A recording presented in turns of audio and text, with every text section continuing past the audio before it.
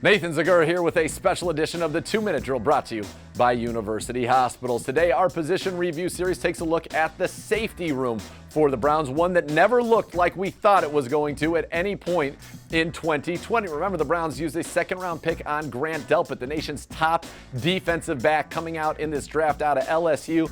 A torn Achilles in training camp. Ironically, the same day Greedy Williams went down, cost him his rookie season. He was going to be a huge part of what Joe Woods wanted to do on defense. He was going to play free safety. He was going to play strong safety. He was going to play some linebacker. He was going to play some nickel corner. He was going to blitz. He was going to do it all. And so I'm excited to see what he can bring in 2021. A big part of the plans and his rehab going very, very well. And Delpit, I know, chomping at the bit to get out there. But he wasn't available in 2020, and so the Browns turned to some veterans that they signed on one-year deals. Andrew Sendejo played 999 snaps for the Browns this year, second most on the team behind cornerback Terrence Money Mitchell. Now, Sendejo had his ups and downs, but that veteran, he competed every time he was on the field and played fearlessly and physically. Sendejo is a free agent at the end of this year.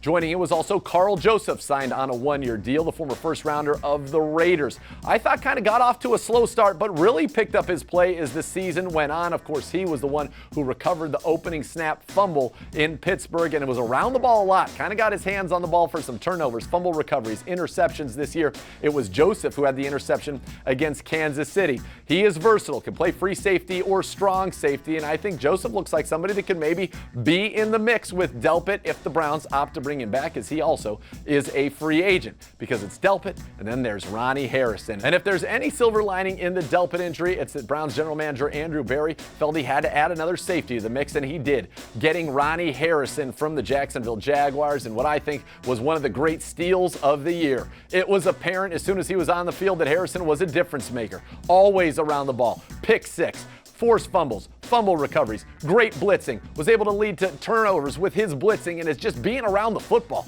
He stood out on the tape, he stood out on the field, and whenever 33 was out there, you knew something special could happen. And of course, as he would tell you, he's a dog, and he brought it. The young man was the 9th best graded safety in all of football, according to Pro Football Focus, and I think his future is bright, and the idea of a Delpit and Harrison duo for years and years to come certainly is an exciting one for Browns fans. Sheldrick Redwine was another veteran, a second-year player out of Miami who came into his own this year, made some big plays, 2 interceptions, his first 2 of his career. He also got the pick in the playoff win over the Pittsburgh Steelers. So Redwine, more of that traditional free safety, will look to continue to improve here in year number 3. And rounding out that safety room, a couple of undrafted free agents from 2020. Javante Moffitt, a free safety who had some special teams contributions when active this year, and Elijah Benton, more of a strong safety, round out that room. But again, in your safety room, the 2 guys, much like the linebacker room, the 2 guys who played the most snaps for you, Sendejo and Joseph, are both free agents at the end of the year. Now, you know you've got Harrison entering the last year of his rookie deal, and you get Delpit back. You still have Sheldrick and the young guys I talked about. But again, this back end could look completely different than it did in 2020. And I know it's a priority to improve the play that the Browns got out of the back end of this defense for Joe Woods. So we'll see what happens. This is a position I say definitely stay tuned, and obviously the big eyes will be on Grant Delpit and his return to form for the Browns, because that kid, I'll tell you what, he was dominant at LSU, and I think he's going to look great flying around the field in the brown and orange. For the latest on your Browns, keep it tuned to cleanbrowns.com and the Browns mobile app. This has been our safety position review edition of the 2-Minute Drill, brought to you by University Hospitals.